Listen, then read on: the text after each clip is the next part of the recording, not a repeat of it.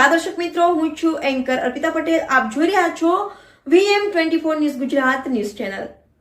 જોતા રહો ગુજરાતના દરેક જિલ્લાના ન્યૂઝ VM24 ન્યૂઝ ગુજરાતમાં.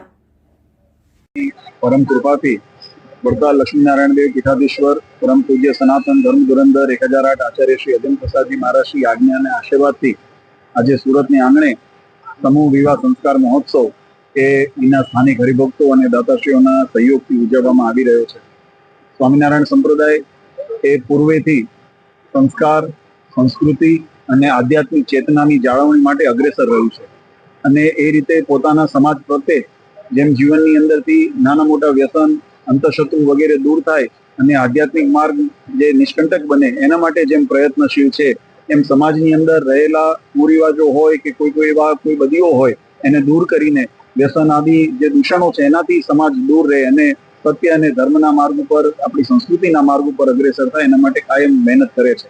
પરમ પૂજ્ય આચાર્ય શ્રી અજન પ્રસાદજી મહારાજશ્રીની આજ્ઞા અને આશીર્વાદથી ઘણા બધા એવા સંસારમાં બાળકો હોય કે જેને પોતાના દીકરીના લગ્ન બહુ હરખથી કરવા હોય પણ આર્થિક પરિસ્થિતિને મૂંઝવણના કારણે તે ન સંપન્ન કરી શકતા હોય ત્યારે ભગવાન શ્રી હરિએ શિક્ષાપત્રીની અંદર આજ્ઞા કરી છે કે જરૂરિયાતમંદ હોય તો એની યથાસંભાવના પોતે એની સેવા કરવી એ અમારા ધર્મની અંદર એમની અંદર મહારાજે આજ્ઞા કરી છે. તો એને અનુસરીને એક માવતર તરીકે, ગુરુ તરીકે પરમ પૂજ્ય આચાર્ય મહારાજશ્રી અને પરમ પૂજ્ય માતુશ્રી એ પોતાના આ સંતાનોને એ કન્યાદાનના રૂપની અંદર જે અમે સહયોગ આપીને આયોજનને માટે આજ્ઞા કરી અને અહીંના અમારા સ્થાનિક જે સુરતના દાતાઓ અને એના યુવક મંડળના સભ્યોએ ખૂબ એને કંટ્રોલ મહેનત કરી ખૂબ સુંદર આયોજન અહીંયા કર્યું છે અને આજે અહીંયા સંપન્ન થયું છે. લગભગ 25 જોડા અહીંયા પ્રભુતામાં પગલા માંડવા જઈ રહ્યા છે. અમારી એમને ખૂબ ખૂબ શુભકામના છે અને આવા સમાજના માર્ગદર્શક પ્રસંગો એ કાયમ થતા રહે અને બીજાને પણ એનાથી પ્રેરણા મળે એવી ભગવાન શ્રીના ચરણારીમાં પ્રાર્થના કરીએ છીએ અને આમાં જેને પ્રત્યક્ષ પરોક્ષ સેવા કરી છે બધાને અંતરના આશીર્વાદ આપીએ છીએ. દરેકની શુભકામના.